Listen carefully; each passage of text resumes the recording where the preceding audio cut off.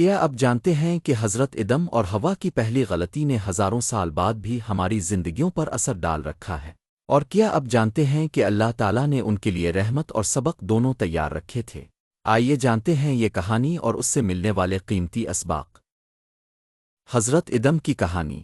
حضرت آدم اور ان کی اہلیہ حوا اس لیے خاص ہیں کہ انہیں براہ راست اللہ تعالیٰ نے پیدا فرمایا، ان کے نہ ماں باپ تھے اور نہ ہی وہ عام انسانی نسل سے پیدا ہوئے۔ وہ عدن کا باغ، جنت، میں رہتے تھے، اس لیے ان کی کہانی ہمارے لیے نہایت اہم سبق رکھتی ہے۔ قرآن میں حضرت ادم کے بارے میں 2 مقامات پر ذکر آیا ہے اور تورات میں ایک جگہ۔ یہ دونوں بیانات ایک دوسرے سے بہت مشابہ ہیں۔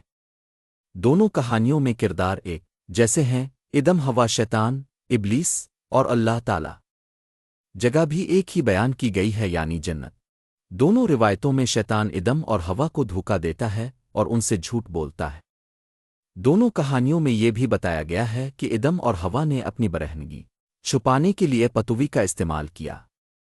اللہ تعالیٰ دونوں صورتوں میں ان سے گفتگو فرماتا ہے، ان کا حساب لیتا ہے اور اپنی رحمت ظاہر کرتا ہے۔ اللہ تعالیٰ ان کے لیے لباس مہیا فرماتا ہے تاکہ ان کی ستر پوشی ہو۔ قرآن ہمیں، جو ادم کی اولاد ہیں، اس واقعے کو ایک دلیل اور نصیحت کے طور پر پیش کرتا ہے۔ اس لیے یہ محض ایک تاریخی واقعہ نہیں بلکہ ایک عظیم سبق ہے، اور ہم ادم اور حوا کی اس کہانی سے بہت سی اہم باتیں سیکھ سکتے ہیں۔ حضرت ادم کا سبق ہمارے لیے۔ اللہ تعالیٰ نے حضرت آدم اور حضرت حوا کا فیصلہ کرنے سے پہلے دیکھا کہ انہوں نے صرف ایک ہی گناہ کیا تھا۔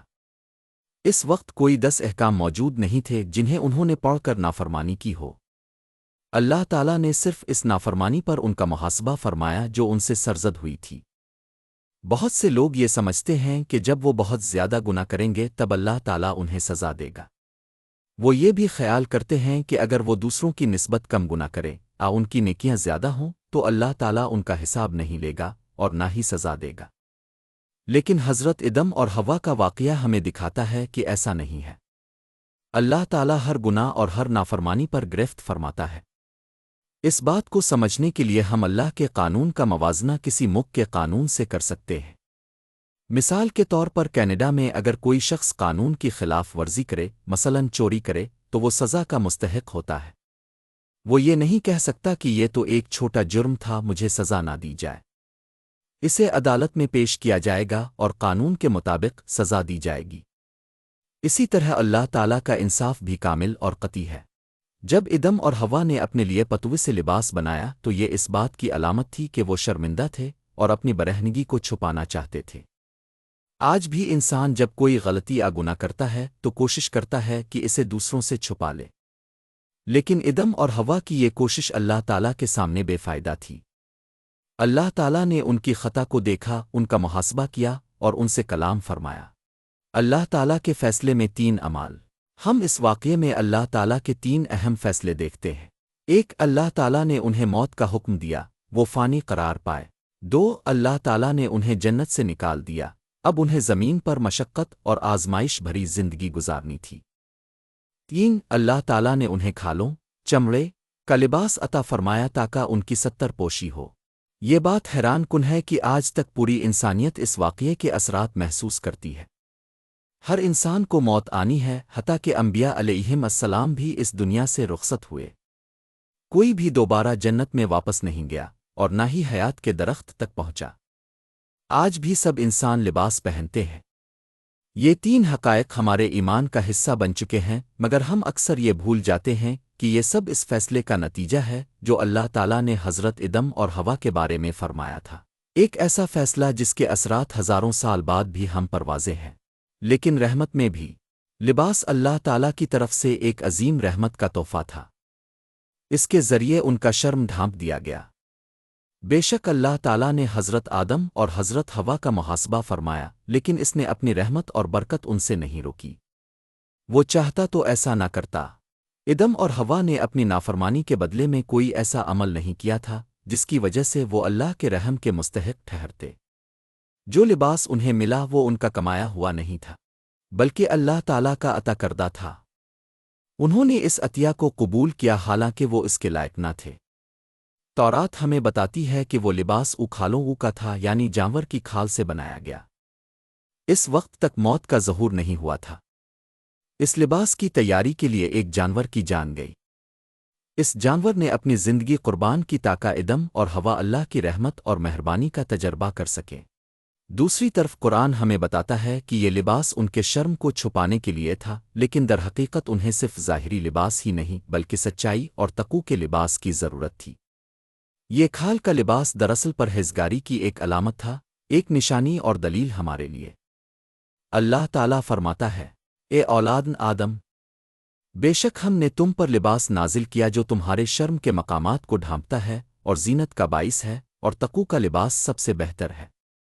یہ اللہ کی نشانیوں میں سے ہے تاکہ وہ نصیحت حاصل کریں۔ قرآن سورۃ الاعراف 7:26۔ یہ آیت ہمیں یاد دلاتی ہے کہ اصل خوبصورتی اور اصل حفاظت تقوی میں ہے۔ ظاہری لباس جسم کو ڈھانپتا ہے مگر تقوی کا لباس دل کو پاک کرتا ہے۔ یہی حضرت ادم کی کہانی کا گہرا سبق ہے۔ گناہ کے بعد بھی اللہ کی رحمت کا دروازہ بند نہیں ہوتا مگر حقیقی کامیابی پرہیزگاری میں ہے۔ اللہ تعالیٰ کی باتیں جو مہربان بھی ہے اور فیصلہ کرنے والا بھی۔ اللہ تعالیٰ نہ صرف ادم اور ہوا کے لیے یہ 3 فیصلے کرتا ہے بلکہ وہ اپنے کلام کے ذریعے بھی سبق دیتا ہے۔ دونوں مذہبی متون میں اللہ تعالیٰ دشمنی کا ذکر فرماتا ہے۔ خاص طور پر تورات میں یہ بیان آتا ہے کہ یہ دشمنی عورت اور سام شیطان کے درمیان ہوگی۔ یہ پیغام کچھ یوں ہے، اللہ تعالیٰ فرماتا ہے، میں ایسا کروں گا کہ تم اور یہ عورت ایک دوسرے سے دشمنی کرو گے۔ تمہارے بیٹے اور عورت کے بیٹے کے درمیان ہمیشہ دشمنی رہے گی۔ وہ تمہارے سر کو کچلے گا اور تم اس کے پاؤں کو کاٹو گے۔ تورات پیدائش 3:15۔ یہ آیت ہمیں یہ سبق دیتی ہے کہ اللہ تعالیٰ مہربان ہونے کے ساتھ ساتھ انصاف کرنے والا بھی ہے۔ دشمنی اور آزمائش کا ہونا انسانی زندگی کا حصہ ہے مگر اللہ کا کلام اور وعدہ رہنمائی اور نصیحت کا ذریعہ ہے۔ سوچئے، اگر ادم اور ہوا نے اپنی غلطی کے بعد اللہ سے بات نہ کی ہوتی، اگر وہ اپنی شرمندگی میں چھپے رہتے اور توبہ نہ کرتے، یہ واقعہ ہمیں صرف گناہ کا انجام نہیں سکھاتا بلکہ توبہ کی طاقت بھی سکھاتا ہے۔ حضرت ادم نے اپنی خطا کو تسلیم کیا، اللہ سے معافی مانگی اور اللہ نے انہیں معاف بھی فرمایا۔ یہی انسان اور شیطان کے درمیان سب سے بڑا فرق ہے۔ شیطان نے نافرمانی کی مگر تکبر کیا اور توبہ نہ کی۔ ادم سے غلطی ہوئی مگر انہوں نے عاجزی اختیار کی اور رجوع کیا۔ آج بھی ہم سب ادم کی اولاد ہیں، ہم سے بھی غلطیاں ہوتی ہیں، ہم بھی کبھی اپنے گناہوں کو پتوں کی طرح چھپانے کی کوشش کرتے ہیں، لیکن اللہ کے سامنے کچھ بھی پوشیدہ نہیں۔ نتیجہ اور سبق، حضرت ادم اور ہوا کی کہانی ہمیں یہ سبق دیتی ہے کہ ایک، ہر گناہ کا حساب لیا جاتا ہے۔ دوست، اللہ کی رحمت ہر وقت موجود ہے چاہے ہم اس کے مستحق نہ ہوں۔ 3، ظاہری لباس صرف جسم کو ڈھانپتا ہے لیکن اصل حفاظت اور خوبصورتی تقوی میں ہے۔ یہ کہانی ہزاروں سال بعد بھی ہمارے لیے سبق اور نصیحت ہے۔